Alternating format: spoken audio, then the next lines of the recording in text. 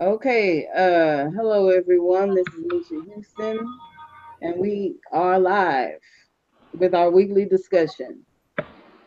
Tonight we have a special guest, Money G. Hey, Money, what's up?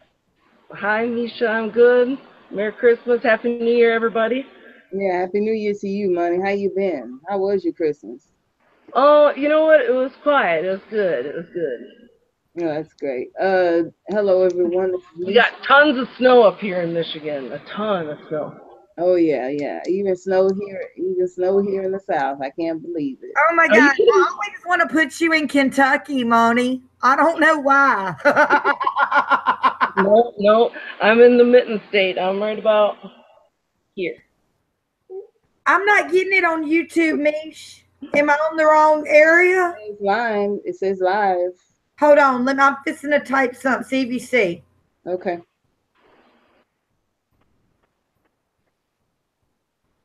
Yes, I can see it. Oh, I forgot to push See play. it. Yeah. I'm fixing to type something. See if you see. We see it. You said see this. Yeah, I'm just ridiculous. Yeah, we are here. Oh, I forgot to push play. Okay, I don't know how to. I don't know how to do anything else. I'll just listen to you, Misha. Okay, everybody. I'm Jen, Lady Wolverton. Haven't been doing anything on my channel for a while because Misha's been kind enough to host. And thank you for having me, Misha, and thank you for hosting. Yeah, Um, but here we are to talk about Eddard. yeah, we are doing Eddard 3 tonight. Eddard 3 is very much a part of the season 1 episode called The King's Road. I think it's the third or the fourth episode. And it is after the big altercation with Sansa, Arya, Joffrey, Micah, and the direwolf. Yes, indeed. Um, it was a very emotionally charged chapter, very emotionally charged for Eddard. He is very much, in a bad way now. I mean, it's starting to get really, really bad for him. He had been searching for Arya for 4 days, and he hadn't slept Man, during all of that time. Let me see. I didn't write anything down, so this is going to kind of be a rough estimate of what happened. Yes, so Yeah, just they go have off the cuff. they have made it down to Castle Derry. Now, before I go more into the Eddard, I want to talk a little bit about the Derrys. Castle Derry uh, fought against Roberts. mm, Excuse me. Yeah, they fought against Robert, with the Targaryen. And 3 of his sons had died in that war. But the dairymen and all of them had managed to bend the knee after Robert defeated the Mad King. But it's a very hostile place, a very hostile place, and everyone that came in the baggage train, everyone that came down south is now bundled up into this castle, a castle that really is not a big fan of the Baratheons. So everything and everyone is very tense. It's a very tense situation.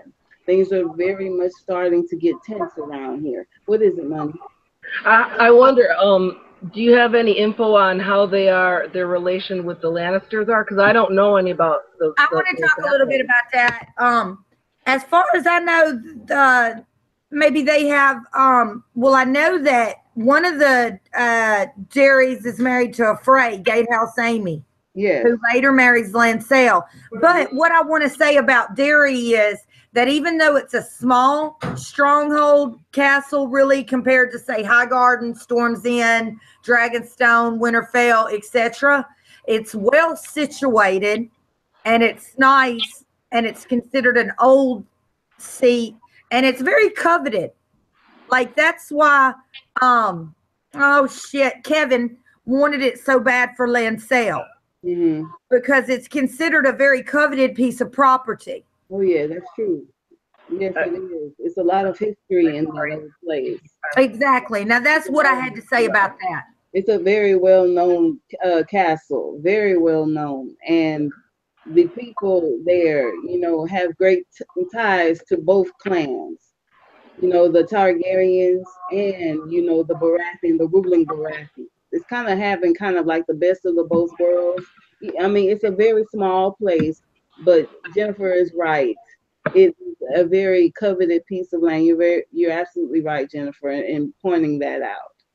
Yeah, it seems like a very coveted piece of property. I mean, you see several people ask for dairy as a reward or want dairy. And it seems as though the Lannisters want to make sure that they get it and have it in their house. And I think it might also to do with whatever it borders, But I'll be right back, y'all. I have to take care of something. We won't be seeing a walkthrough appearance from Lord Wolverton because he's abed, but he is yelling for me. Excuse me. Be right back. Okay. We'll wait on Jennifer to come back. And we'll talk a little bit, instead of going into the Eddard, we can talk a little bit about Gatehouse Amy. Mary Frey, that's her name. And she is, a woman, a very loose woman, a very wild woman of ill repute. She's known, to have slept. She's not a virginal woman. She doesn't conform to the, the other normal stereotypical type of women. She's very wild. She's very loose, and she has a reputation. She's a woman with a bad reputation. And even though there are women like that, there aren't many women that are announced as that. You kind of understand what I'm saying? I mean, she's kind of like the talk of the town, but she's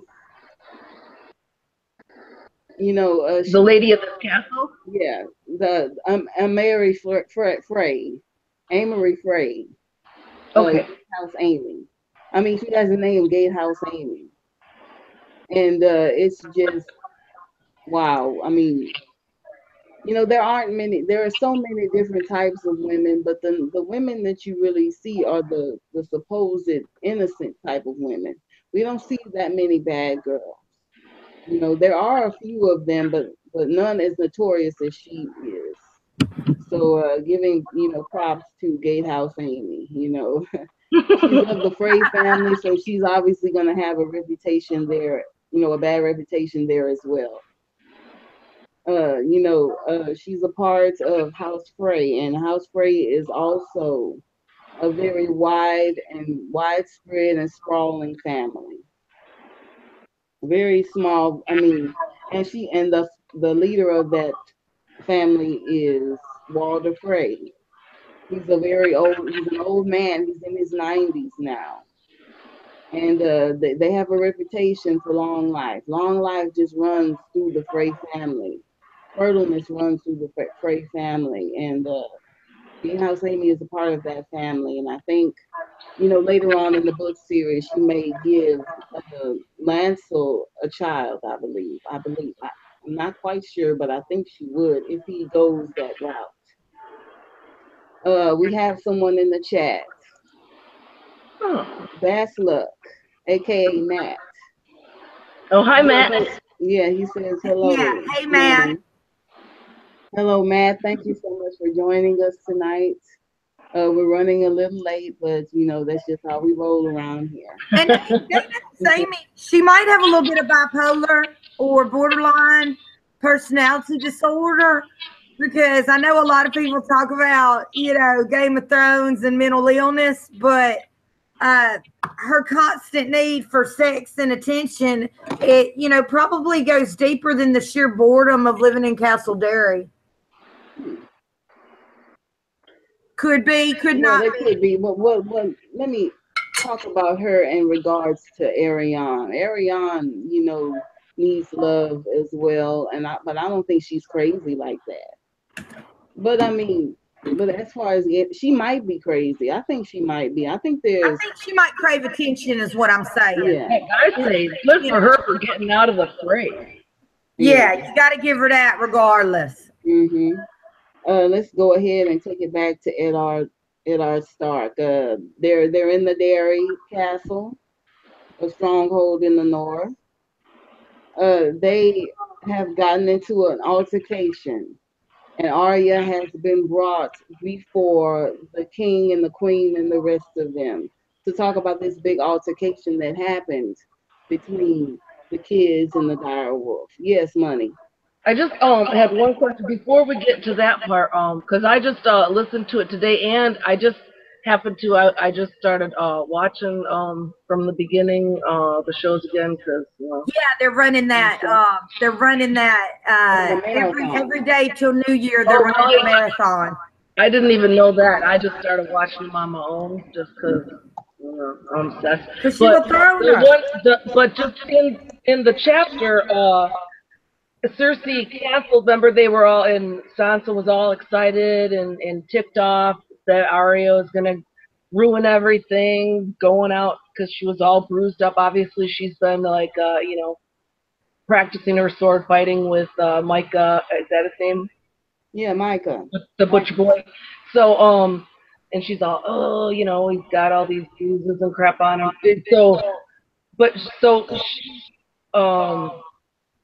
Well, I'd listened to Sansa before too. So, but she had just canceled that. Do we know what she canceled that little meeting about?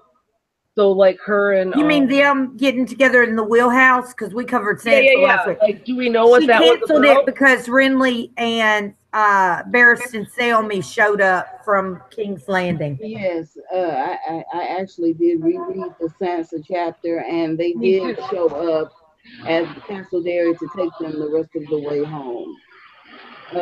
But any honor guard. Yeah, they honor guard. Any reason? Just, or do you think it's because they went to this place that wasn't so friendly to them then? Well, I mean, I don't think anyone was rebelling against Robert after he won. Nah, I think it was just a thing of like meeting them halfway. Yeah, they just wanted to meet them halfway. Okay, all right. But that castle, I mean, I don't blame them coming down there because it's they're loyal to Robert, but the Lord of that castle has not forgotten, and nor has Robert has forgotten either. They made a point of writing that in the section, in the chapter. They haven't forgotten what's happened, and it happened, 17 or 18 years ago. So, there's a little bit of underlying grudge going on between those two, Raymond Derry and Robert Baratheon. Yeah, wow. Has he been king for that long? Really? Yeah, he was king for a long time. Absolutely. Yeah, it's been almost 20 years. Yeah. Okay. No, okay, sorry. I did read it. It surprises me. Yeah. I guess Joffrey's almost 13? Yeah. Yeah, I believe Joffrey's 13, Sansa's 12, Arya's 9. Yeah, they're all kids, I mean, it could be a huge situation, but they're all, children. They're all children in this. They're not even teenagers, and children fight.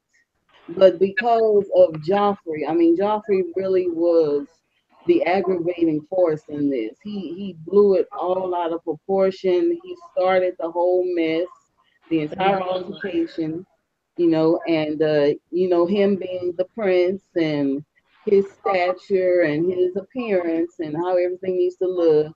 They blew a really big situation. I mean, they blew a small situation and made it bigger. I mean, it was just such a mess, such a silly mess. Now, Arya has been brought forth before the king and everyone else, and Eddard is called in later. He's very upset that his daughter was not brought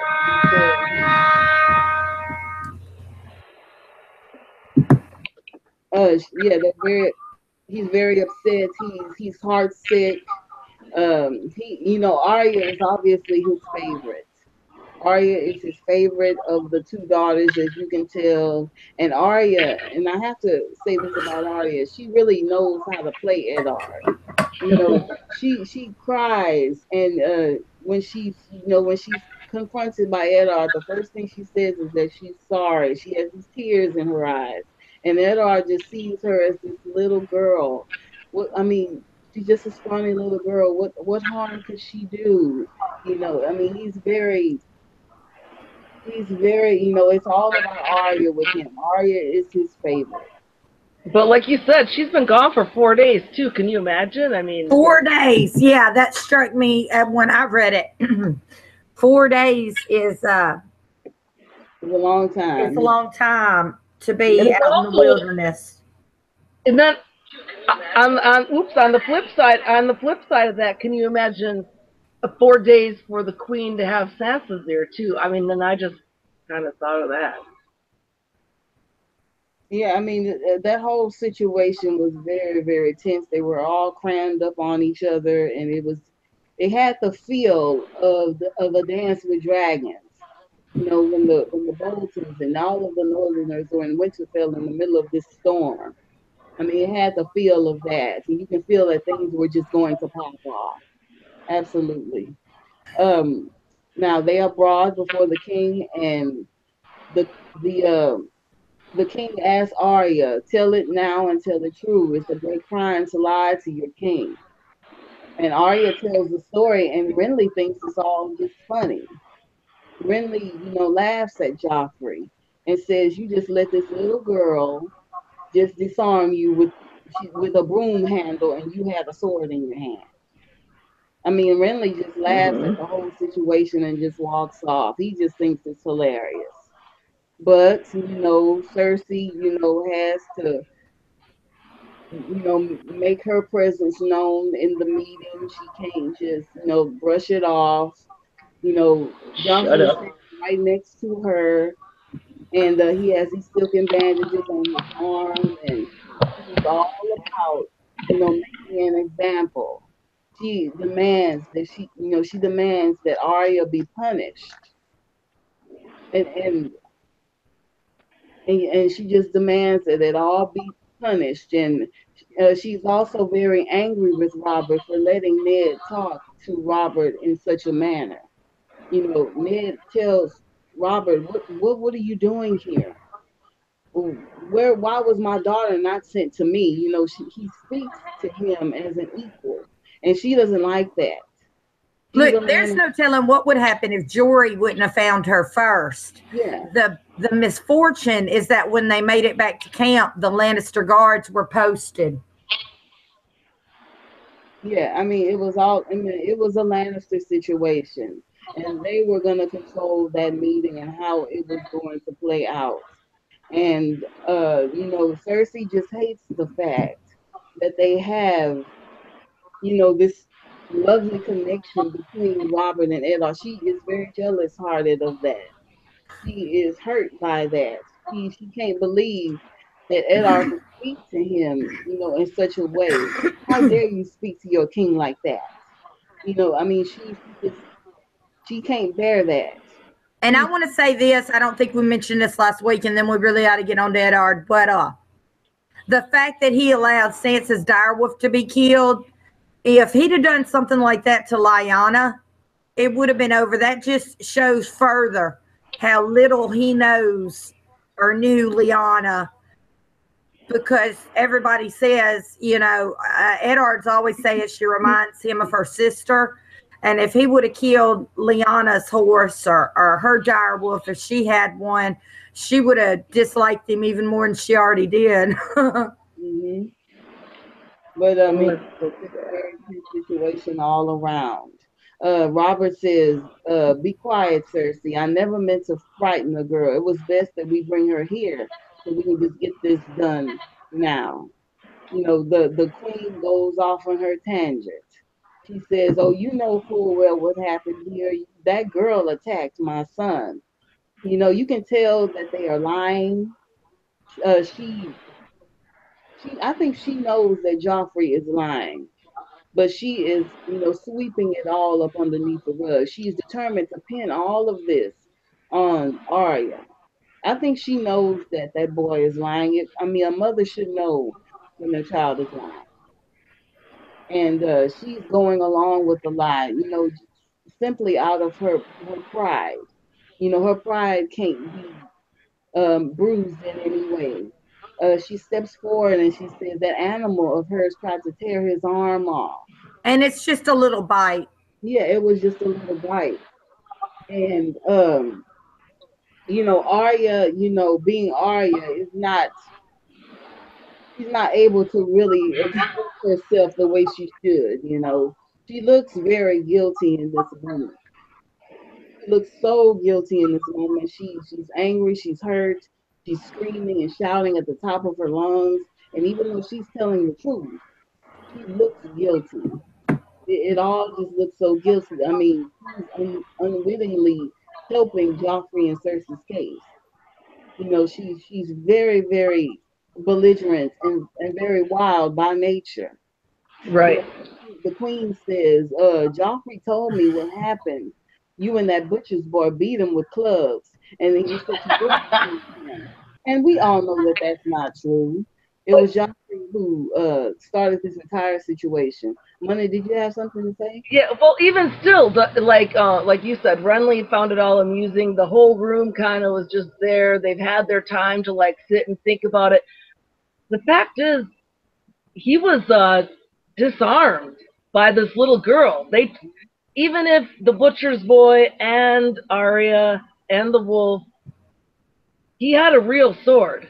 They just had like sticks. Okay, when the fact that the wolf came in, but if he was really maimed, he'd have more than just a little bite on the arm, right? So, like his dad says in the end, this little girl disarmed you? Give me a break. I mean, I think that's where Cersei feels the need to save face for Joffrey's sake. But I just wish that Ned would have said, Your Highness, like kiss Robert's ass, blah, blah, blah. As king and your hand, father to father, can we step aside from this group, away from our kids, and talk? Because I honestly, I think Robert kept saying over and over, they're just kids. What are we going to do? Kids fight. It's not a big deal. They were both brought up by John Aaron. I think, this kind of stuff happens all the time. But it was Cersei's the one who's like, oh, yeah. Well, and the thing is, the very worst punishment of all, nothing's going to happen to Joffrey anyway. He has a whooping boy. Like, nobody's going to lay a hand on him, even if he was supposed to get, 50 strikes with a cane. His whipping boy's going to get it. Nothing's going to happen to him. So, just this whole thing was such a farce. And then for her to, throw in at the very last minute, well, there's another wolf. It's any other king would have given me that pelt on my bed before the end.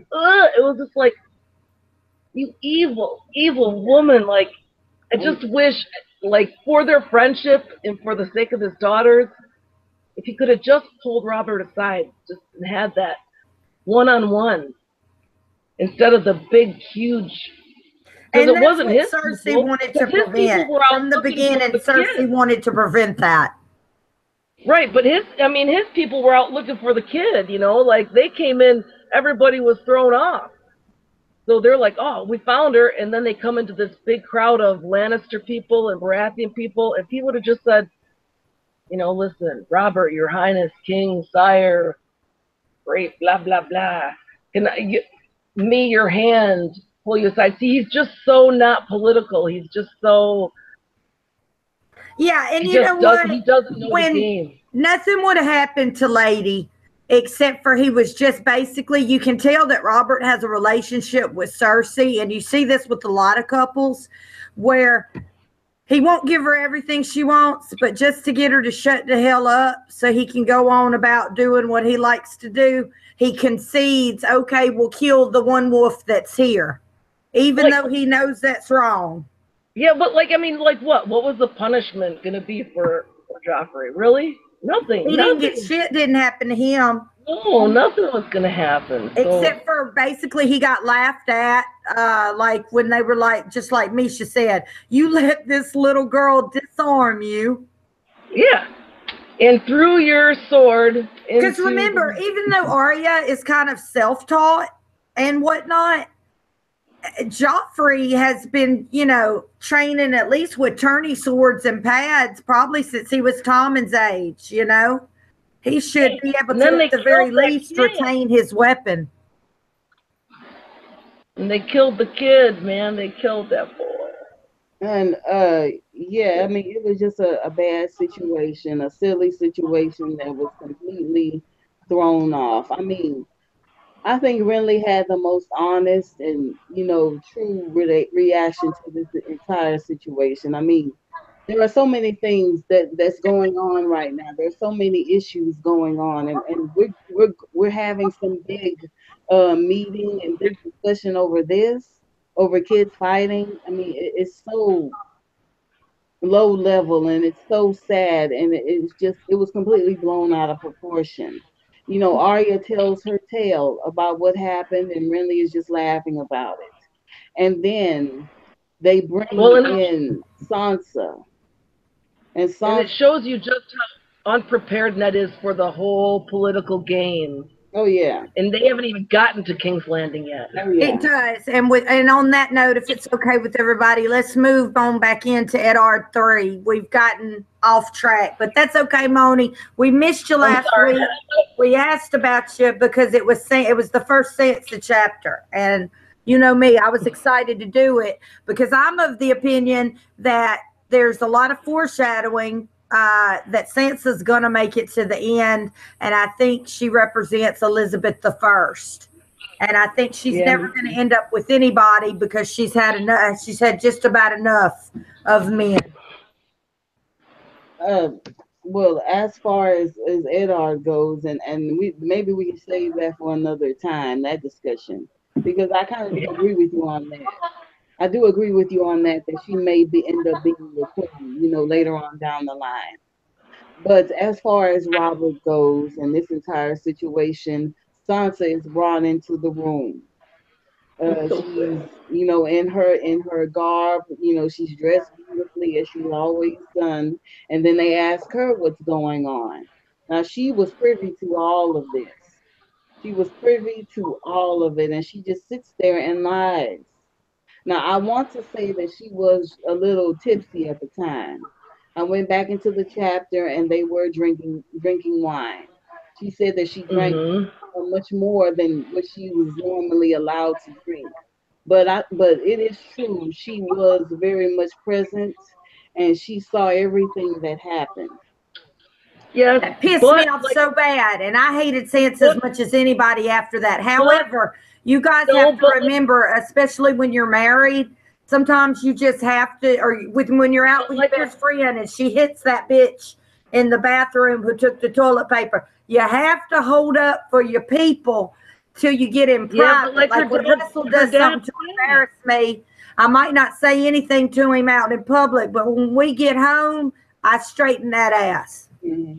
You know what I mean? Like her dad said, she's betrothed to the future king. She couldn't betray him in front of everybody. But the truth is not a betrayal. For Sansa to already be that smart, really, she knows how to play the game better than her dad. Sansa has an internal thing going on because she's starting to realize, especially after that, this is really the first time she saw Joffrey for what he really was. And her internal dialogue is starting to really get messed up here. Yeah, man, because they killed her. They killed her wolf, man. She realizes that he's a bully. And then her dire wolf gets killed because Arya gets rid of Nymeria because Arya already knew what would happen. Yeah, for nothing. So, that's where I know everybody hates Sansa, especially because of that. Oh, because she lied. She lied, but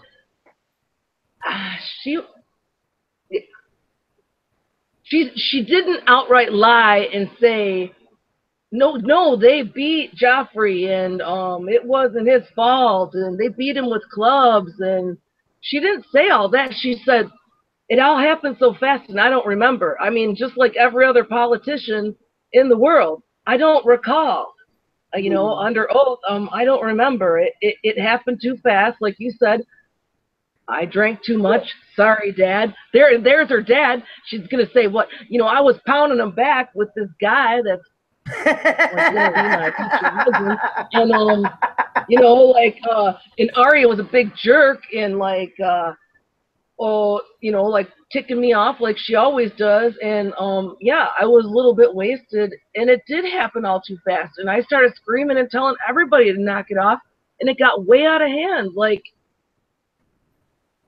And basically, it was like, oh, okay, well, you discipline her, and I'll discipline him. And do you guys know how, like, when something really bad happens to you when you're younger, and you relive it in your head over and over, thinking about what could I have done wrong to have made that different? I bet I'm sure she relived that script, she played her direwolf getting killed over and over in her mind, thinking, what could I have done different to have saved Lady and to have made things better? And I think that's probably still something she carries around to this day. You know what I mean? Because essentially that was her first pet. I mean, I know we all have dogs and cats or birds or snakes or what have you, but that direwolf was her first pet, and that's a big bond for a child. And more than just a bond. That was hold on, ladies. Matt says Sansa is a little liar. Tell Money I said that, please. I'm gonna say it's a lover too, so you can dog me too. Now we expected to get more hate last week. No. She grows with the story, Matt. She grows with the story, Matt. That's why I enjoy her. Y'all, am I too loud? He's totally triggering me. He's totally triggering me, man. That's not even fair. And then even Ned says, like, Lady is the tiniest of the litter. The most well behaved. Let me hit my hempel. You got me fired up, Matt. So yeah, Sansa is. So yeah, I'm sure that she always feels that moment. Sansa is brought in. Yeah, and I'm sure she. And go ahead, Money.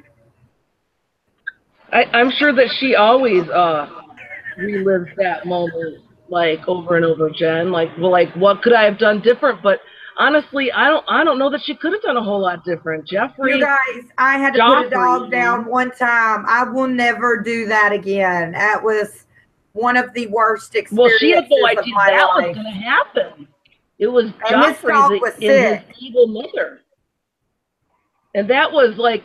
And that was right then you could see where Arya, because I watched that episode too. I can't recall the words exactly, but you could see right then where Arya was like, and you're on my list, Cersei and Joffrey, both on her list from that moment on. So yeah, we see Arya get real vocal with it, but we see Sansa kind of internalize. But honestly, I don't know what else. I don't think. Honestly, I don't know what else Sansa could have done. I don't either. She didn't outright lie. She said she didn't see it. Of shit. She said it happened too fast. So we had better go on to Eddard. I'm gonna get hate mail after this because I'm like defending Sansa. It really wasn't that bad. Last week I did Sansa 1. It really wasn't that bad. All right, I'm gonna sitting up looking at us. All right, Misha, take us away, baby. Okay. I'm sorry. I don't know, Misha. What do you think? Do you think that what else could she have said? Like, you think she should have stood up and said, "No, Joffrey's a big pussy"? Come on. No, this is what she said. She says, "I don't know," which she does know. She says, "I don't remember," which she does remember. She said everything happened so fast, which is true, and then she said, "I didn't see." I think she played it like a politician, man. She did. She did. She acted like Switzerland. No offense if we have any Swiss watchers. She got all neutral. But again, like Eddard explained to Arya, she had to be that way or things would have been a lot worse for her, especially after her father was killed. Oh, yeah. Yeah, I mean, yeah, she's I mean, I know she's 11. She is a politician. Out of the whole game, out of all the Starks, she's the best at politicking. Well, and it came to her naturally. She knew what she had to do. See, and you know what? And Ned understood it too. Like, he said, you know, that's what your sister had to do. She's betrothed to him. Like, and Ned didn't get a choice. Robert just decided we're gonna be blood related, so it's your son and my daughter. Imagine this. We really ought to move on to Eddard, but imagine this. Imagine if it had been the similar situations, but she had been betrothed to Ramsay Bolton and not took his side. I mean, see what I'm saying? There's no telling what would have happened to her. Well, Joffrey and Rams are pretty much the same person. Very similar. Yeah. Yeah, but one's going to be king. Except for Joffrey. Joffrey keeps up appearances, and Ramsay, he don't really keep up appearances with too many folks. It's the worst kept secret in the world that he's a sadistic psychopath. All right. Yeah, it's just they're pretty much the same person, and it's true. They do. One keeps up appearances and one doesn't. Exactly. But you know, that's what Machiavelli says. Machiavelli would have considered Joffrey a good prince, actually, because he says you only need to give the appearance of being good, not really be good. Yeah, but which is messed up. Yeah, before we go to it, I did want to say a little something about the Ramsay and Joffrey. I mean, they're very much. You can tell that he's a Southern villain. He's keeping up the false front. And then there's a Ramsay that's in the North. It's not. Or as I like to say, he puts on. Yeah, it's not. I mean, you can really tell how different they are, but they are pretty much the same person. It's just one in the North that's, letting it all hang out, and then there is another one, in the South that is, trying to keep up that appearance. But they're both very much evil people. Exactly. And before Roose had formally recognized Ramsay as his heir, really people did, he was just a bastard. So that gave him a little more, because even John talks about having a little bit more leeway than his brother and sister. He still enjoys certain perks, but then he still has more freedom. And Ramsay Bolton, he definitely took advantage of, I think, both sides of that spectrum as well. Well, and think about how each were raised too. Like, one was tolerated and actually just what's the word I'm looking for? Given everything. Whereas Ramsay, I think he was tolerated, but I don't think he was as I'm missing the word I'm looking for.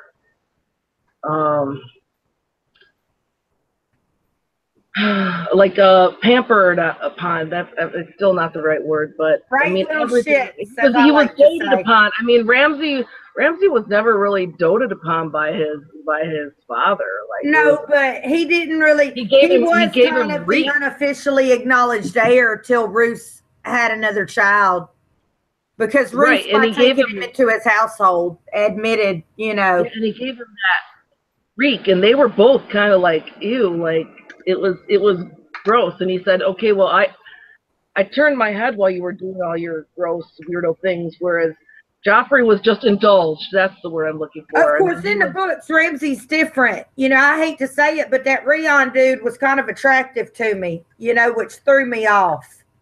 What I'm talking about? Because in the books, Ramsay's got pimples, and he's like ungainly and chubby. And in the show, he was attractive and kind of witty in a sardonic way. And a good horse rider, a good horseman, a good archer. He had talents. So wait, so the Ramsay, I don't recall Ramsay in the book. Ramsay in the books is ugly with pimples and kind of fat. It was gross. Real tall. Yeah, I know he was gross, but I still thought he was a good hunter. I still thought he still was like the hunter. Well, he really did hunt women in the books as well. Yeah. Yep. Let's go ahead with Eddard. Yep. Thank you, Misha. Yeah. Now Arya is there. Sansa has just lied. Sorry, Moni. And no, I know. No. She did what she had to do. Okay. Okay, Arya, says, starts to hit Sansa and beat her down. If you can tell, there's a lot of blame going on here. Everyone's Animosity. blaming everybody, and it's all everyone's fault. Uh, they and all the while that Arya is screaming and lying and well, not lying, but screaming and hitting Sansa and making all this commotion. I mean, she's everyone is seeing this, and Yeah, she's Cersei not says, helping her case. yeah, she's not helping her case, and Cersei is saying that girl is just is crazy and wild and filthy as the direwolf itself. And Robert is just like, forget this. Just forget it. What do you want me to do? You want me to whip her through the streets? I mean, these are Right. kids. Kids fight. Let's just move on from this. Exactly. Move on. But Cersei, keeps this going. She says that Joffrey is going to have these scars all his life. Well, I mean, everyone has scars. I mean, everyone that's just a part of life. You can really tell how shielding her son is really, damaging him. He is partly the reason, well, maybe all the reason why he is as crazy as he A is. good part of it. Oh yeah, and, outside of the incest thing, I mean, she treats him as if everything that he does is okay, no Because in matter my what it is. opinion, scars show character. Yeah. They mean you've lived life. Yeah, I mean, scars are just a part of life, Cersei. Well, I that's mean, what she tells him later, but yeah, I mean, and Robert, just says, forget this fight. Let's just move on from this. Discipline your daughters, and I will discipline my son, and everything will be okay. But Cersei, she keeps it going.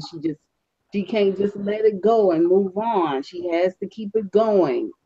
She keeps this situation, this tension up. She just has to keep it going. She cries and complains about the dire wolf. What about the beast that savaged your son? And Robert, just doesn't want to be bothered with any of this. He's like, oh, I just forgot about the wolf. And I mean, It's it's just almost an afterthought to him to even yeah. do anything with the wolf. yep. And everybody else said, "Well, we couldn't find him, sire." So, and he's like, "Okay, whatever." And That's then cool. Cersei goes, well, we still have one. See, now, why doesn't everybody just hate her? Why do they hate on Sansa? Yeah, See, I don't hate get it. Cersei more. Yeah, and the king, she expects that she puts out a ransom for the wolf. 100 golden dragons, 100 dragons. That's a That's a lot. lot of money. That's a lot of money, compared to them. I wonder That's what a that lot of actually money. is. What is that, about 100 G's in today's money? I'm just, I don't have, no true currency, but that's a lot of money. That's a lot of money. It's a Well, lot I don't. to raise, the attention. I'd say even more, Oh yeah, because a silver dragon, I'd say would be.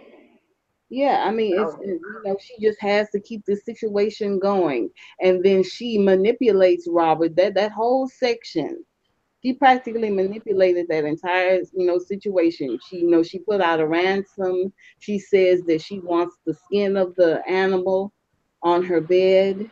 Yeah, And that's taking it too far. That's disgusting and insulting to the Starks. yeah, Okay, I get it. You don't want the dire wolves around, but to say you're going to make their pelts a rug or a throw, that's just wrong, and compared to what she's already done already, I mean, she's thrown Bran out the window, that mess with Bran.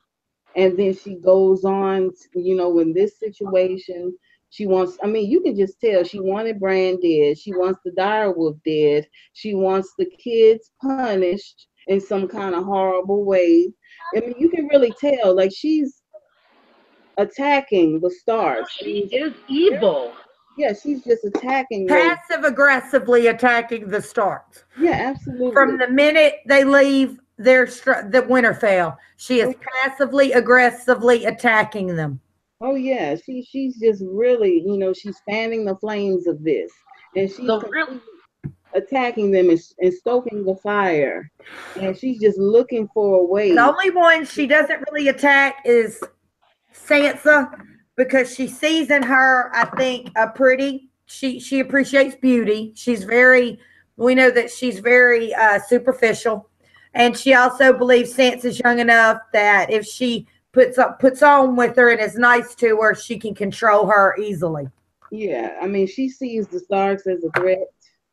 She very much sees the Starks as a threat, and she has been abusing them since day one, since she came to that place. And we With know the she Eagle. didn't want Ned Stark to be hand. Period. Right? well, let's She didn't want him to be the hand. She didn't want Robert to go visit Lion's tomb. And that's even it. though we find out later she didn't kill John Aaron, she Cersei is somebody who likes to have her people who she feels owe her or that she put in their position, people beholden to her family. Just But like the Misha, mountain. He's Misha, beholden to the Lannisters because they made him basically a landowner, instead of a vassal. She likes, her uncle and her aunt's children in power. She wanted Jamie to be the hand, even though he had no inclination, desire, nor really know how. He even says that he hates that, he'd rather that every hand dies. He'd rather, I think half the reason he's in the King's Guard is really so he doesn't have to do much. Mhm. At Yeah, the I mean, beginning of our story, Jamie is very much a near do well, trust fund baby. You know what I mean? Just have it easy, expect everything to come to him very easily, etc. yeah. I mean, etc. yeah, Who's she seen Split? wants the Lannisters to have everything and for everyone else to have nothing. And I mean, she felt such triumph. I mean, what did it say in the story? mhm. You can see yeah, we have a wolf, Cersei Lannister said. Her voice was very quiet, but her green eyes shone with triumph. I mean, she just thought that was such a triumphant moment. And But it's she's, just never ending assaults against against the Starks. yep. One thing after the other with her. Constant attacks, one thing after the other. And I mean, I can't really, as much as I know that Catelyn made a big mess by arresting Tyrion Lannister. I can't really hold it against her either because there's so many assaults on her family. They done threw her son out of a window. I mean, the mess with the direwolf situation, Joffrey coming in, abusing Arya and Micah. I mean, it's just one thing after the other with these people. Yep. But I think you hit it on the head though. It goes all the way back to Robert wanting to marry Lyanna. Hmm. And that is her hatred of the Starks, really, underlying from, I think, from the very beginning, Nisha. It was just like ding, ding, ding when you said that. It was like, yeah. Because it's just like, oh my gosh, yeah, let it go already. So your kid got bit by a freaking dog or a. Because they're not even nearly as big as they're going to get, right? Yeah, no, not at They're this gonna, point. Not at I this mean, point. like, And I think she said it best when she said, it reminds me of what Princess Diana said. Well, there was three in this marriage, wasn't there? There's been three people in the Baratheon marriage since its inception. Lyanna's ghost, Cersei, and Robert. and she And you just can't happens to compete with a be, ghost. and she just happens to be a Stark. And Yeah. that Robert brings down his best friend, who's a Stark, and now she has to deal with And these you know what? Stark Even kids. Robert's brothers are resentful. I mean, it's just like, wow, because really, this is such overkill. Just like really to kill the dire wolf that isn't even responsible. Wow, like you already put like 100 gold dragons out. Somebody's gonna find that freaking wolf in the woods, right? I mean, You yeah, think? 100 gold dragons for a wolf, not a person, a wolf. That's what I'm saying. But like you'd think somebody's gonna find that. So like you'd think, okay, well there you go. That's enough. You punish your kid, I'll punish my kid. Somebody's gonna find that wolf in the forest, right? You just put a huge ransom on the pelt, right? Yeah, she's But no, been. you got to kill the other kid's wolf.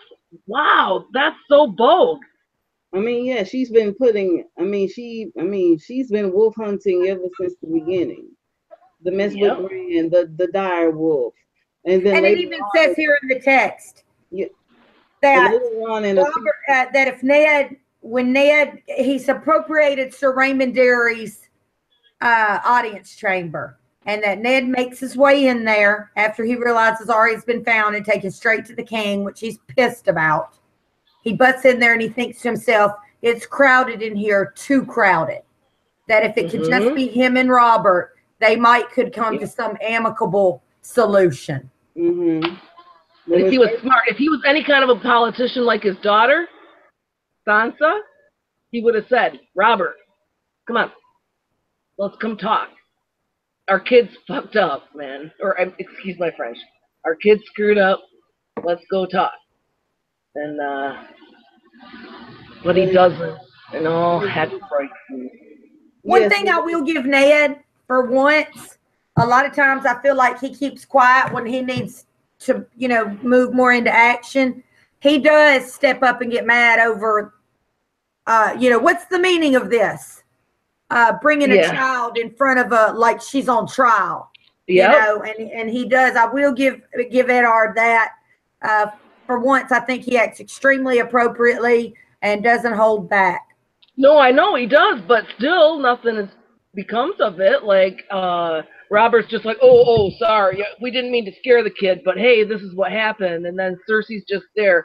And this was all Cersei's doing. What makes it worse is because even Robert knows that Joffrey, that there's something wrong with him, because it talks later about how he opened up a cat that was pregnant with kittens and showed his dad, and Robert tells Ned right then, I knew something was wrong with him, like he was thrown off.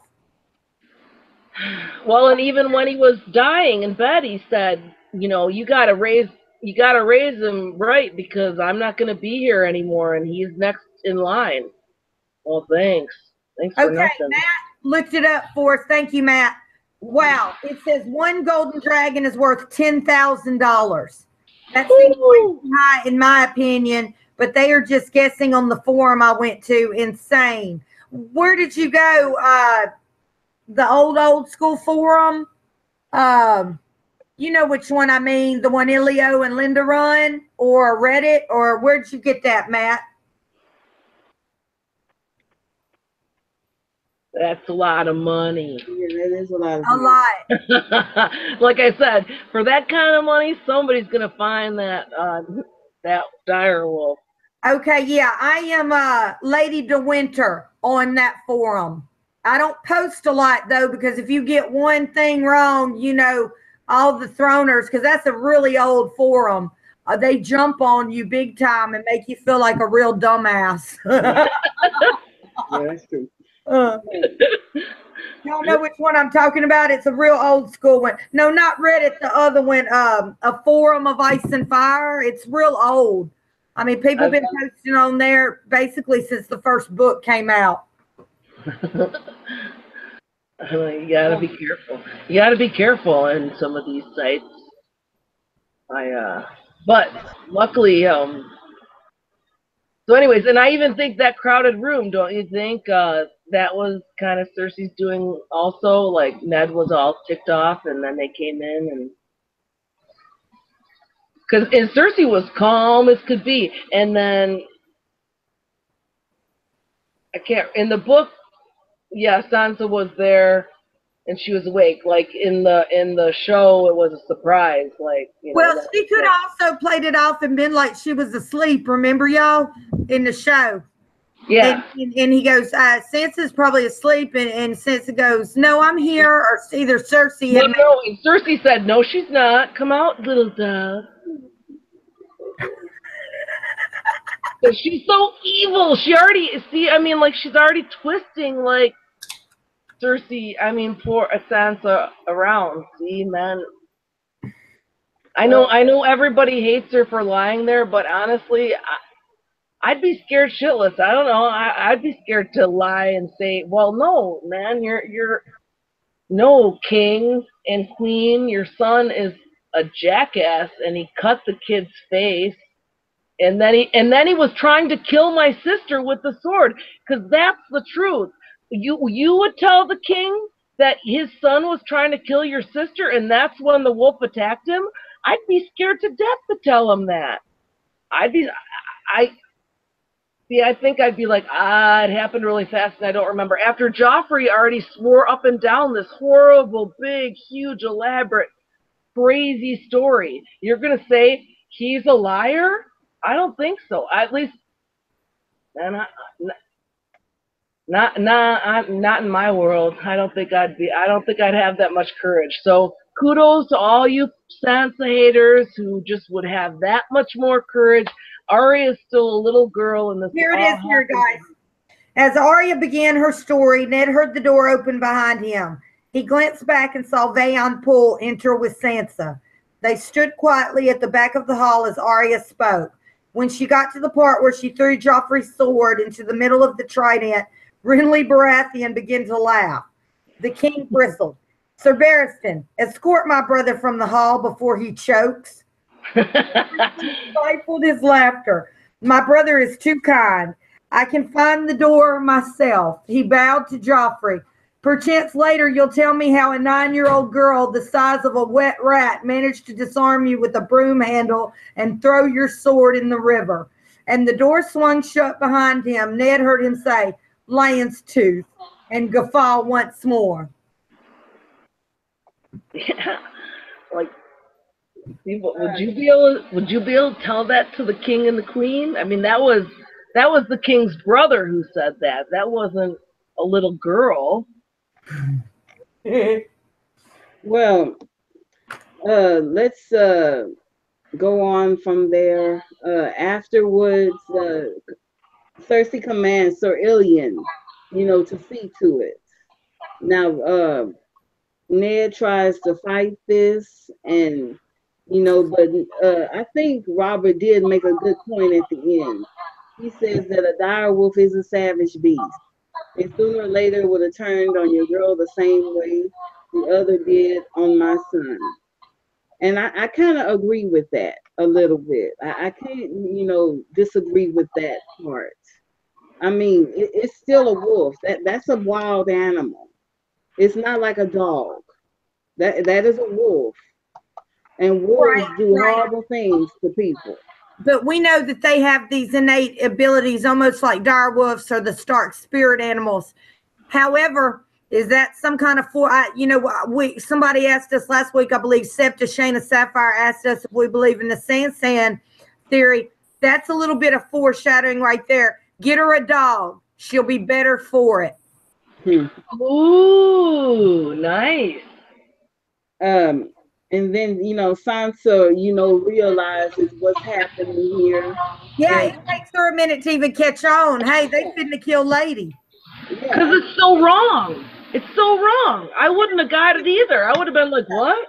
If she was such a pushover little bee, she wouldn't have had the guts to step up. But she does plead for Lady's life. In fact, that's the first life she pleads for before her father. Yeah, I mean, Arya also pleads for Lady's life as well. Yeah. Yeah. They all, I mean, it was probably the first time I saw Arya really stand up, in the name of Sansa. Yeah. And even Ned does. He's like, Robert, really? But then Robert he's pussy whipped, and he isn't even. He can't stand her. Like, really? Does she nag him that much? Do you really think so, Jen? Do you really think so, Misha? No, I don't. I mean, Robert didn't want to be bothered. I mean, that was pretty much the whole thing that was running through him. He didn't really care. The whole thing done with. He wanted some wine and a hoe. Yeah. Yeah, pretty much. Yeah, absolutely. He wanted, he didn't want to be bothered with this. He doesn't want to be bothered with ruling. And that's his problem. He's sitting there on the throne, and it's like he's completely powerless because he just doesn't want to be bothered. Yeah, I know that was funny. Yeah, and it's just sad. I mean, this is the king that we have. Can't even stand up for what is right. All he wants to do is And just that's what people say about him is that he wasn't a good king, he wasn't a bad king, he was just very ineffectual yeah. and could have cared less about being. He was a Say killer. that about most presidents that were generals. They He was a say killer. General Grant was an awful, awful president, and Eisenhower wasn't that great either. Hmm. The way But Eisenhower left telling the truth, saying you better watch out for this war machine because it's running the country. Hmm. I don't think Theodore Roosevelt was ever a general, but he was pretty high up in the army, in the cavalry, I believe. Teddy loved a good fight. Yeah, I mean, he would rather, My see. favorite book on the War of 1812, which, by the way, y'all, happened just like 2 miles down the street from me. It's actually where we fought off the British in the Battle of New Orleans. It was actually right here in Chalmette. I love Teddy Roosevelt's book, The War of 1812. Very good book. Better than the Rough Riders. Which is based all on lies. Most of our wars are. How it started. I'm just saying. Yeah. Say it again, Moni. I didn't hear you. Most of our wars are all based on lies. Oh yeah. Mm-hmm. Big fat lies that our government told us. Isn't that crazy? Mm-hmm. Yeah, absolutely. It's just ridiculous, and this is just another example of it right here. I mean, Robert would have rather have let an innocent thing suffer and die than just put his foot down and said, "Cersei, it wasn't Lady who did this. Yep. This wolf is not responsible for what happened to our son. You need to move on from this. We all need to move on. I command it. It's time to put this behind us now. Children fight. This is what happens when you're dealing with children, and we all need to learn a lesson from this. And this is the end of this subject. I'm not gonna kill an innocent animal just to appease your ego. I'm not going to do this. You're not gonna use this situation to trample all over everyone. You need to get yourself in check and you need to move on. We all need to move on. That's the end of this discussion. And I mean, I would have loved to hear him say something like that. I mean, and not be disrespectful. He doesn't have to disrespect her, but I mean, he needs to tell her, like, guess what? You're not going to get what you want here. We all know what's going on here. You already put a price on that other wolf's head, so shut up about it. Right. You've already done enough. There's no more to be done here. If the animal is caught, then it will be killed for what it did. And I would have agreed with that. I would have agreed with that if they had come back with Nymeria and brought it back and killed it. I would have agreed with that. Even though that was horrible, I would have agreed with it because the direwolf did bite someone. Yep. No, it would have broke my heart because look, y'all, seriously. My dog, Mr. Wickies. Okay? Now look, this is my little dog, Mr. Wickies. He's half Pekingese and half something else. What is his name, Mr. Winkies? Wicket. His name is Wicket after Star Wars, but I got in the habit of calling him Mr. Wickies. He will nip at you, and while he doesn't bite hard, his little teethies are sharp. Mm-hmm. And that's just how, animals are when they love their owner. Like, he'll nip at my heels in the morning if I'm not paying enough attention to him. Whereas my Boston Terrier mix, Rudy, I don't believe I've ever seen him bite anybody. Right, but if the whole truth would have really been told about, Joffrey was trying to kill or maim Arya. That's what was going down. That's why Nymeria attacked him. That never really came out. Actually, she was being a good dog. Yeah, that's true. She was just protecting her owner. Right. Arya just came into the scene because she was just found, right? And that part never really came out because Joffrey had already told his convoluted story, right? And then, you know, that Robert's just like, oh, well, she tells her story and he tells his story, and, ooh, what do I believe? Okay. And then, so then it was up to Sansa, and what's Sansa supposed to do? Like, and of course Arya says, well, you know, you're my sister, you should side with me, and Joffrey's like, shh, you're gonna be the future queen, you better side with me. And like, she doesn't have a choice in this. Even if she wanted to bail at that point, she couldn't bail out of being the future queen. So what is she gonna do? And like you said, Misha, that was a really good point. She was terribly buzzed at the time. Look, let me say this about Sansa. She's I know that she was a girl, and I know that she has a lot of fans, but she was all about herself being queen and all about her, you know, fulfilling this fantasy in her head. You know, if you go back and read that chapter, that night the fantasy was busted. Yeah, I mean, it's all about what she thinks these people are, and she doesn't see people for who they are. Not in this moment. No, but the night they killed her wolf, I think that. No, I don't think she did even then. I mean, it started to come to her later on. Oh, but in that moment, no. She's just all about this big fantasy. And she's most likely blaming Arya because she's ruining everything. You know, I mean, I think that's where it starts to decay. Now, I agree that she does have an idea about what, I mean, but that's what little girls do. But and big girls too. Who am I kidding? Like, that was like what, I mean, I guess in those times, that was what could you be as a woman? I mean, really? Yeah. You could be queen. You could be what? Head septa? Big whoop. That wasn't as big as being head of the, you know. I mean, I know that she was just a girl, and I'm not gonna put down a child for being innocent and sorry. No, I know. But I mean, I think there's as many. I'm encouraged to hear you say the Santa because all I've heard is Santa haters. That's what got me on the. When I read the books, I wasn't big Team Sansa. I mean, but it was all the Sansa hate that I've heard over that I was just like, whoa, wait a minute, man. I think you guys got to get some perspective in order because it wasn't all about that. So, no, but I mean, I know that she's a child, and I know that, you know, she's just a girl, and I'm not gonna put her down for that. But you know, Arya is a child too, and throughout all of her faults, she can see how things are, and Sansa can't. She's all in her head. Yeah, Arya is a lot more, and I think that also, like what we talked about last week, Arya has friends in low places and is not afraid to just.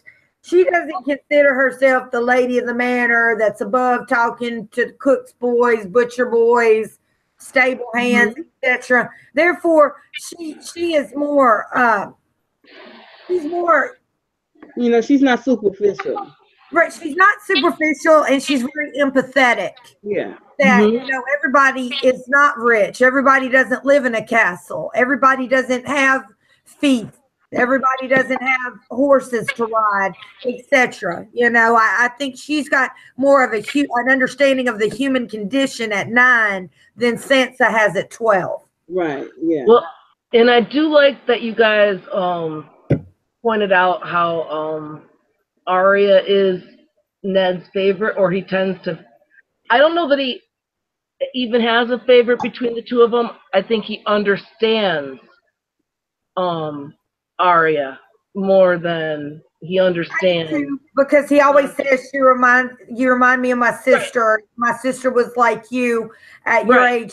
And I believe it's almost a comfort to him to kind of get to bring up his little sister all over again. So he does prefer her unconsciously.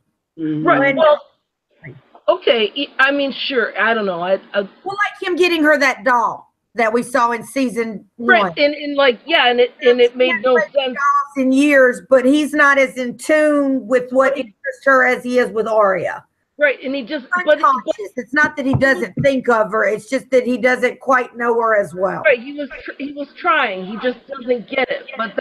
But even explaining it to Arya after, like, the whole thing, he was just like, you know, like in this chapter, we have to stick together. Like, she's betrothed to Joffrey, and like, he broke it down. It was beautiful the way he broke it down to And he made a good point, because anybody watching this or who watches this later, if you've been married, to an extent, you can never go against your husband or your family. At least in public. Now, that doesn't mean you have to like and agree with everything they do, but you do need to be a united front to have a strong family unit. You do. It was really nice the way he broke it down for her, and like, I mean, and she is really young, and Arya got it. Like, she was like, okay, Dad, you know, like, I don't know. I thought that was really sweet, and then, like, to think about what Ned still had to do, like, because he said, no, we're not going to let pain kill the wolf. Like, you know, I have to do that still, you know. It breaks my heart just thinking about it still. Okay, let's go ahead and move past this. Sansa realizes that it's all about her wolf, and you know, they try to fight for the wolf, but apparently nothing is going to happen. It's not going to happen. The lady is going to have to pay the price for Nymeria's sins. Cersei wanted Illian Payne to do the killing, but Ned said no. She is of the north. This wolf is of the north, and she's gonna get a northern death. And in the north, they do their own killing. I mean, you can really see. I think that's a really good point. Like, we don't use other people to do our dirty work for us. If we want something or someone dead, we are going to do it ourselves. We have a greater respect for death than you do, because I mean, he said that in his first Eddard chapter. He said, like, if you get other people to do your killing for you, then you lose respect for death. I want to read this part. I think this is important.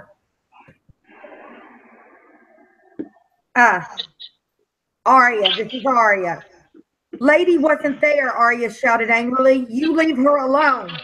Stop them, Sansa pleaded. Don't let them do it. Please, please. It wasn't Lady. It was Nymeria. Arya did it. You can't. It wasn't Lady. Don't let them hurt Lady. It was Nymeria. Lady, I'll make her be good. I promise. I promise. She started to cry. All Ned could do was take her in his arms and hold her while she wept. He looked across the room at Robert, his old friend, closer than any brother. Please, Robert, for the love you bear me, for the love you bore my sister, please. The king looked at them for a long moment and then turned his eyes on his wife. Damn you, Cersei, he said with loathing. Ned stood, gently disengaging himself from Sansa's grasp. All the weariness of the past 4 days had returned to him. Do it yourself then, Robert, he said in a voice cold and sharp as steel. At least have the courage to do it yourself. I think that speaks volumes. Mm-hmm. And also going back to what we very first see in the prologue, or is it chapter 1, Bran? The man who passes the sentence should swing the sword, and if you don't have the guts to do that, you don't have the guts to take life. Yeah, I mean, animal beast or man. Yes, I mean, you can see the difference. There's so much difference here. So many differences between the northern and the southern people. You know, I mean, they have this veneer. The southerners have this veneer. But I mean, you must be considered a pussy if you couldn't kill yourself. You know, Peter the Great, he had a son, and his son was kind of, you know, he was kind of a sissy.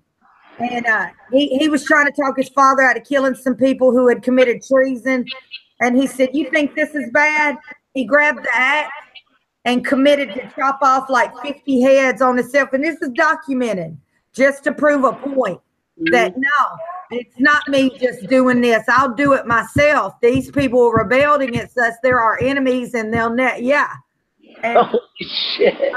you know, there's a certain bit of harshness to it, but there's also a certain bit of, if you want somebody killed and you're not willing to do it yourself, maybe they don't deserve to die. Now there'd be a whole lot of suckers not dying. No, big baby. I mean, that's a serious thing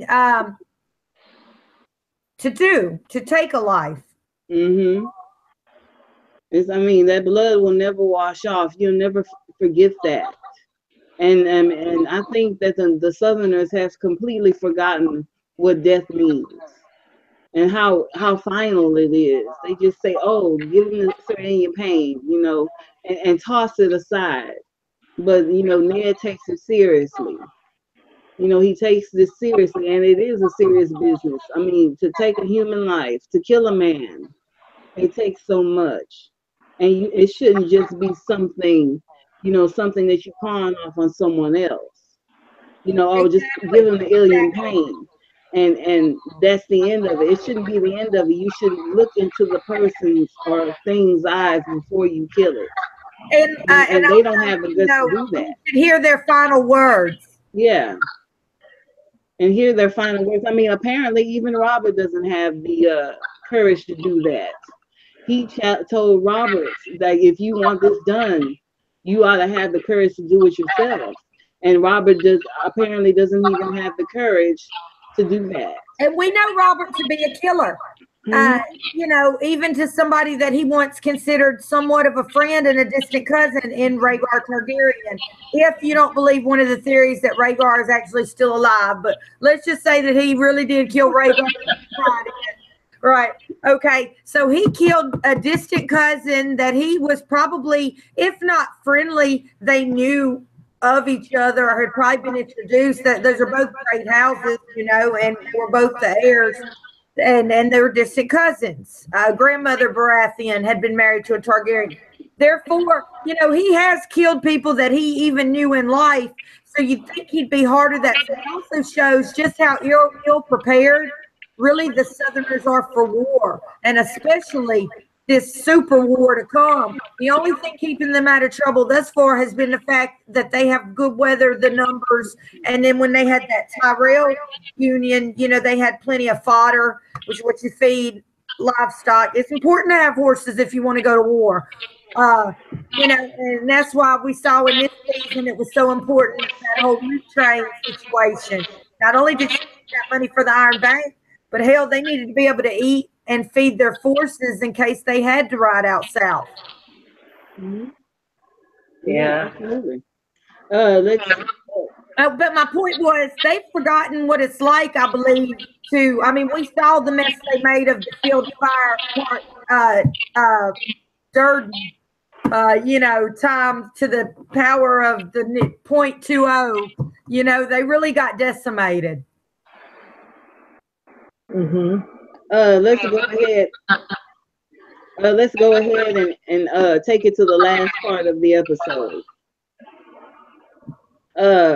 Ned does the execution himself, and he looks at the direwolf, and he says that Lady is the smallest of the litter, the prettiest, the most gentle and trusting. Two bright golden eyes. And, you know, a gentle beast. It may be a beast, but it's very gentle. But Lady is killed for what Nymeria has done. He also gives the direwolf a death with ice. Not just, you know, just with a blade. He gives Lady, you know, the sword, the executioner's sword.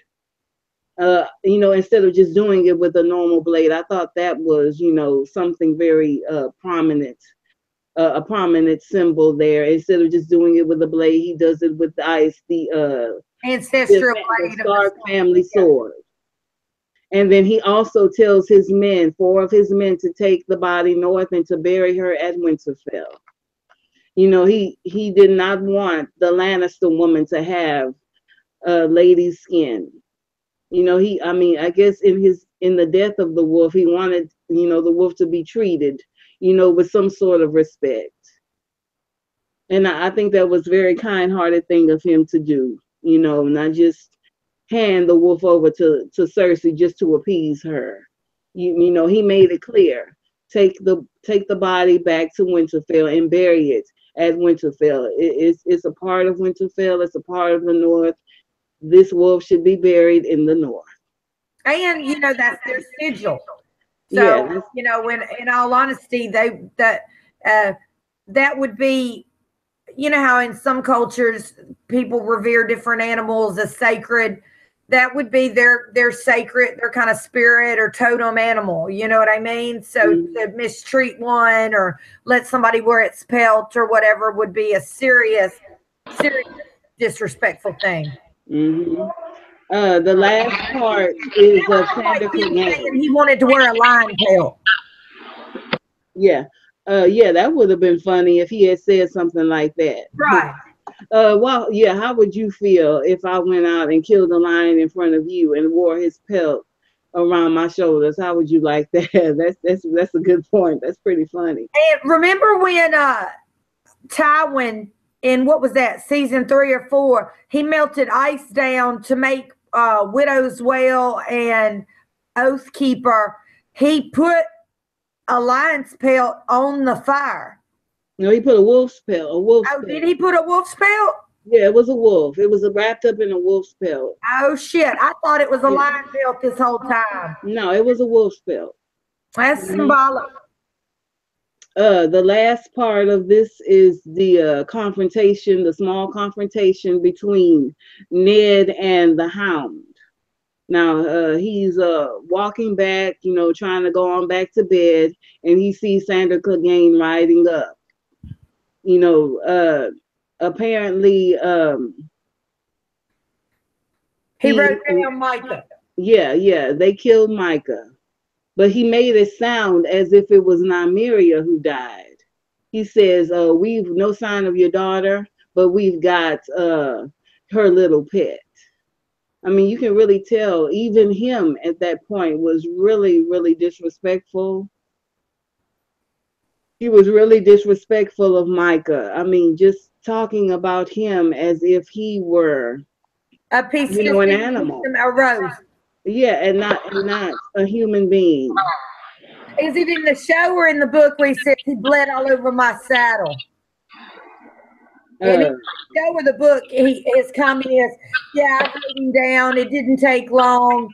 He bled all over my saddle. Yeah, he bled all over the saddle. It was from the television show. And, Ned, peeled back the cloak and he found Micah.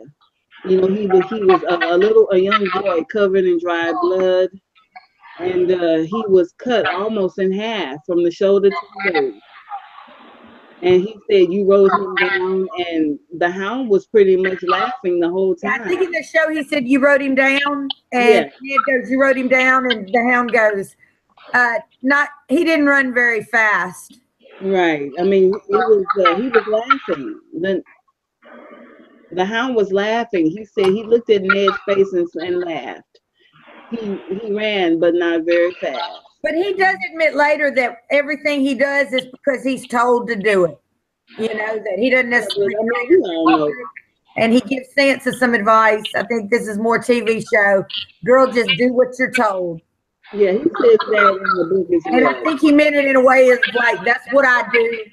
That's what you need to do. Just go along and get along.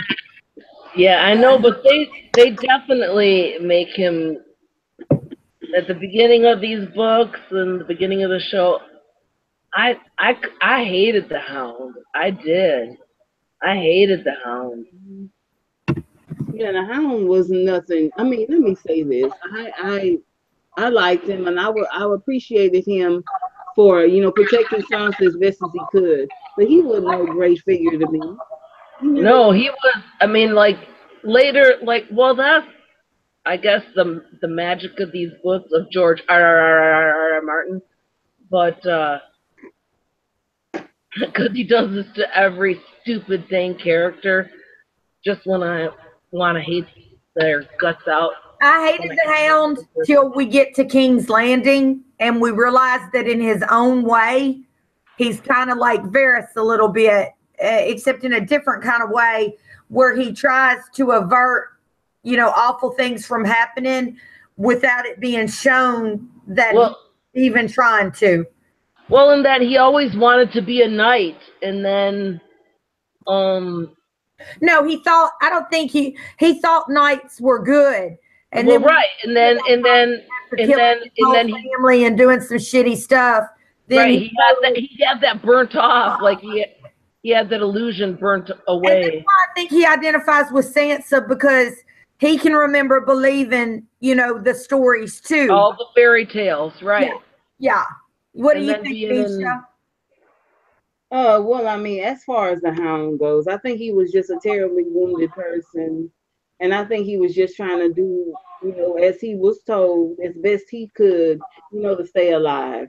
I mean, right. I think he has a good case of PTSD just from watching his family get murdered, from being burnt by his brother, and then watching his brother actually rise in the ranks and become a knight when he thought that was something you had to be good to be. Right. It totally disenchanted him, and he got, he got woke fast. Yeah, well, just like when, his dad said after his brother melted half his face off for playing with his toy, that, his pajamas or his bed caught on fire. No, it was his brother that stuck his face in the fire. But, he protected the oldest son because, he had a name and blah, blah, blah. Just that. Can you imagine your dad, actually are scared of him? Can you imagine? That would be awful. So. No, I can't imagine, because nowadays all you got to do is watch Dr. Phil and you see all kinds of parents afraid of their own kid. God. I try not to watch that, but every once in a while, I'll admit.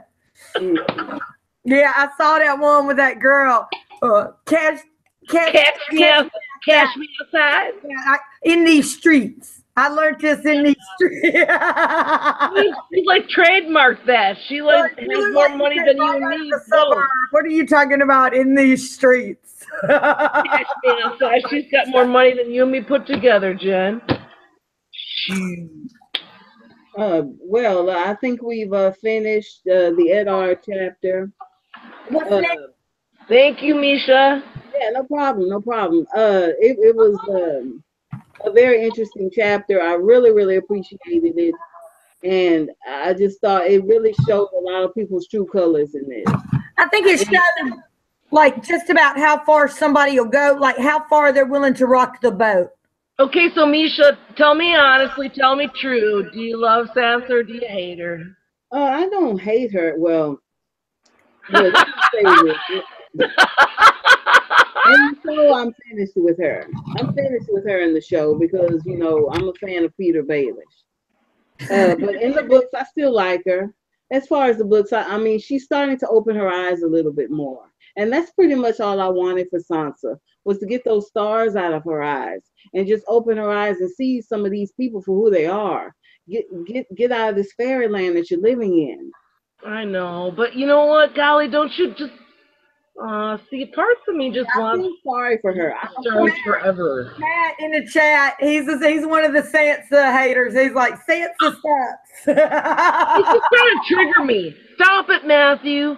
Stop it. Matt, I really like Sansa because I see growth. And I tell you, I'm going to say this. There's not many people in the chat.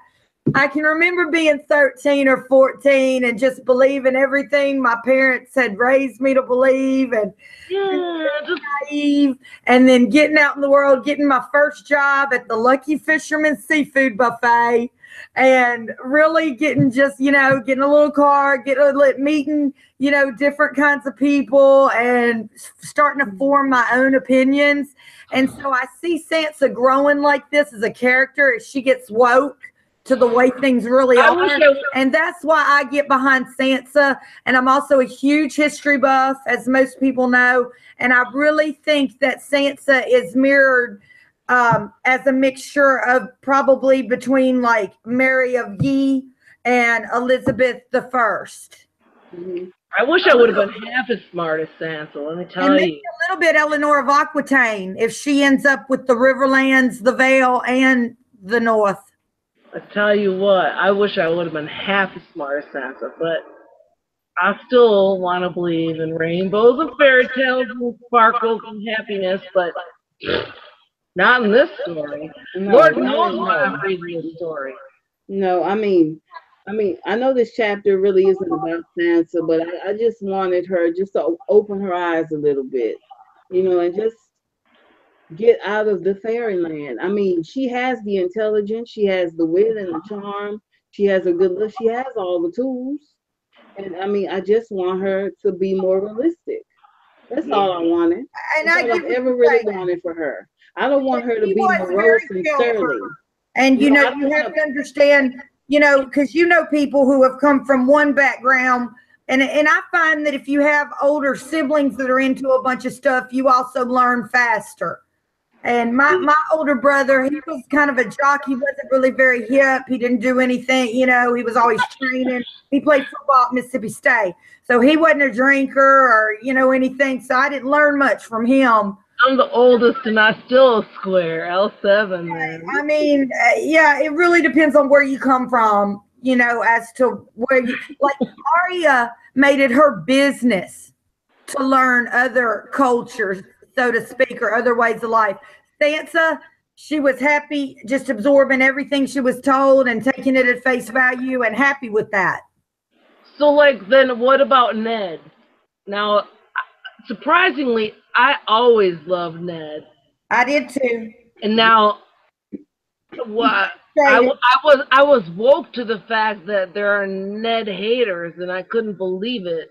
So, Misha, how do you feel about Ned?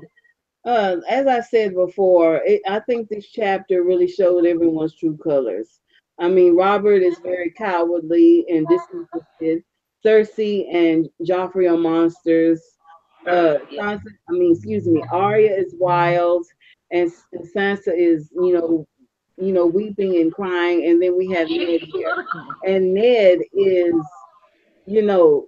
heartbroken, heart sick. He said that he was heart sick, over Arya being missing. And he's just expecting more from these people than they're able to give. Put it Yeah. like that. That's how I kind of see Ned. He expected more from Robert, and he didn't get it. Yeah, And he's got a bigger heart than the world has, yeah, than the he's world's ready for, kind of. yeah, Yeah. he's just he thinks too highly of the whole human race. If I put it Yeah, he's like that, and that's yeah how he's definitely not ready for the Game of Thrones, though, yeah, right, man? He's he's so not ready.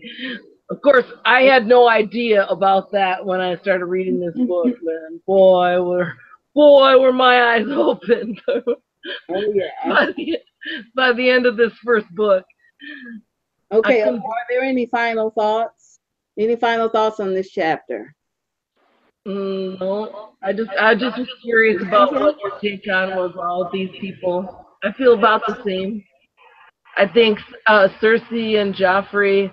I think this whole chapter was like Cersei's tapestry. Really, she wove it. She kind of she played it the way she wanted it to be played out, and she manipulated it quite beautifully.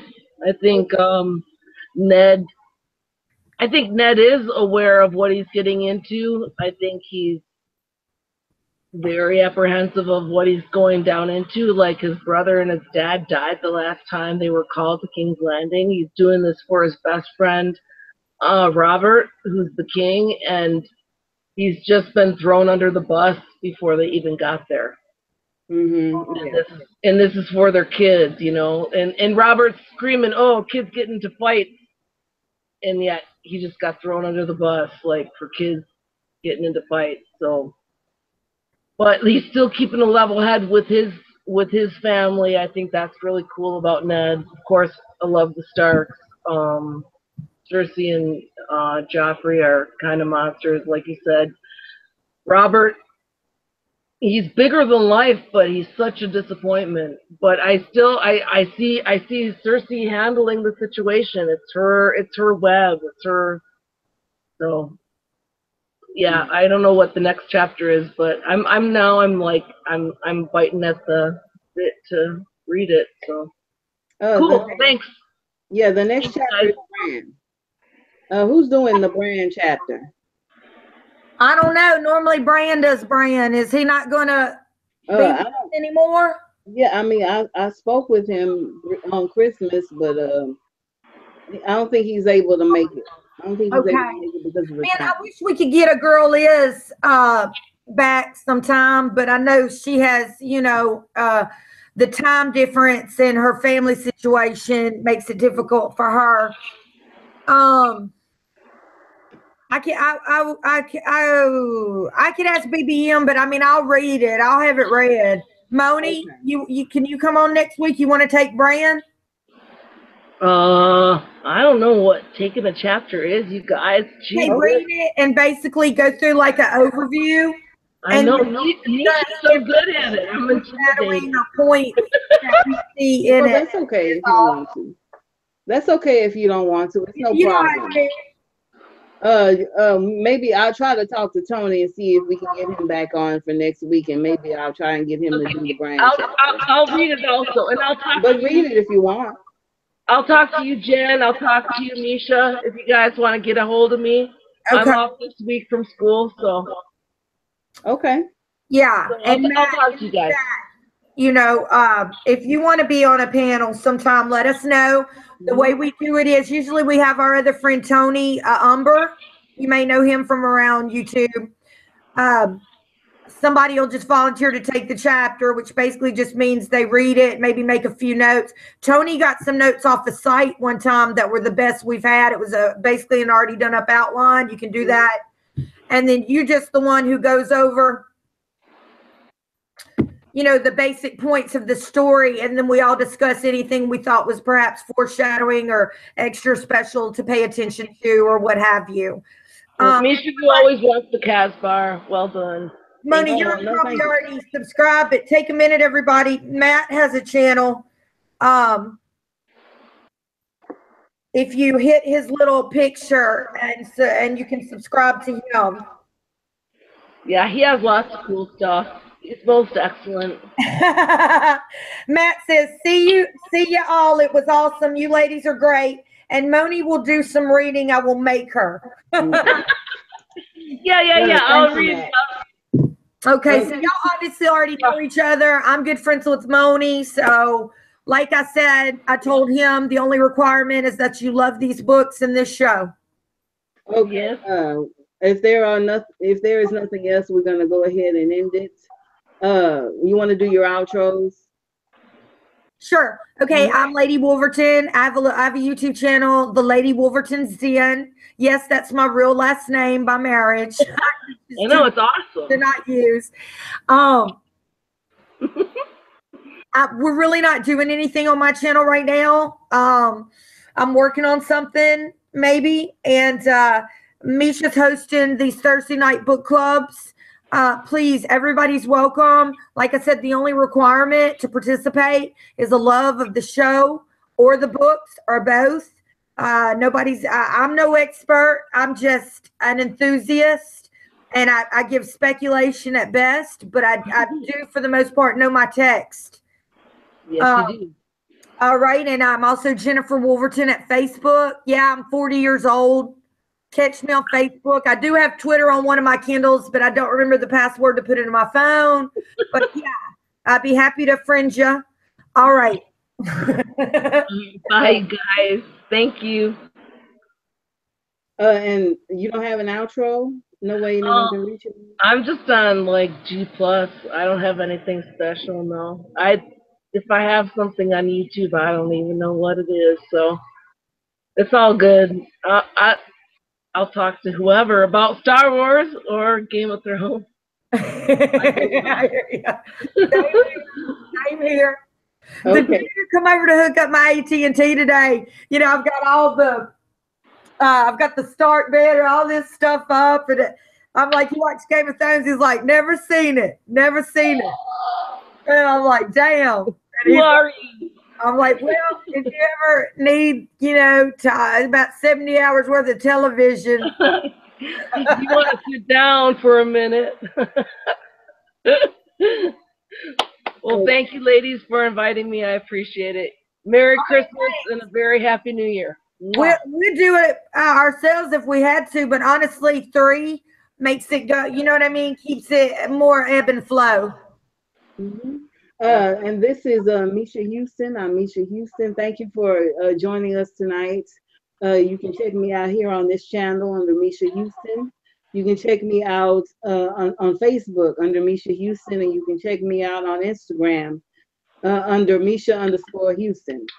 I'm going to continue on with my analysis of Elaine 1, The Winds of Winter. This is my epilogue. I've written it up. And I will be putting out my next video tomorrow for sure. See, I have no spoilers. La la la la la. Yeah, I know it's very kind of spoilerish. So if you I know they're very good. don't watch my video. But I know that's why I can't play. I'm sorry, Misha. Otherwise, I'd like to. I can't play. Oh, it's no problem at all. Thank you all so much, and we will be doing Brand next week. Brand 2 or Brand 3? I think it's Brand 3, I think. It's Brand 3 because Brand has the first chapter in the book, right? Yeah. And we get the fall, and then we get this chapter. 3, yeah, it's Brand 3. Okay, Brand cool. 3. I'm gonna have to go ahead and reread it because I'm not quite sure what it's about. I think it's when he finally wakes up. Yes, I think so too, but I need to reread for sure. Before we go, I want to show off my favorite Christmas present. Cool. My brother was at a Craftsman Guild show at one of the buildings we have concessions in, and he saw where this guy does dragon and wolf jewelry, and his girlfriend Kat, shout out to Kat, was with him, and they saw this. See that it's 2 wolf heads. Yeah, it's very beautiful. Wow. It's heavy, y'all. It's a serious cuff. And my brother, he had the Christmas, he always has Christmas presents in the truck, but he had this in his pocket. It is the first present. He said, Jennifer, I got this for you special. And I only thought that he was going to help pay for my con tickets. So it was a big surprise. Aww. But I just love it. And he told me, he said, I had on a gold necklace and my wedding set is gold. He said, you can't wear it with gold. And I'm like, Gary, it's never coming off. Mm-hmm. And I want one more thing. Marie Hill, a friend to the channel and one of my really good friends, sent me this beautiful crystal angel. And every time I look at it, I think about her and what a sweetheart she is, and that she's always praying for me and intervening with the Lord for me. And I appreciate that, and it makes me feel better every time I look at it. Thank you so much, Marie Hill. Yes, thank you very much. It's a beautiful gift, Marie. Thank you so much. That is cool. We are going to go ahead and end it tonight. Thank you all so much.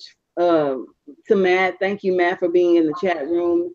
And thank you to all the people that's going to be watching this video later on. I really appreciate it. We all appreciate it. Exactly. And I want to say Alicia Kingston, Septus Shayna Sapphires, and Ree, you were missed. Mm-hmm. Yep. Mwah. We love you guys. Miss you. Okay. Goodbye, everyone, and have a wonderful day. Thank you, ladies. All right. Bye. Bye-bye.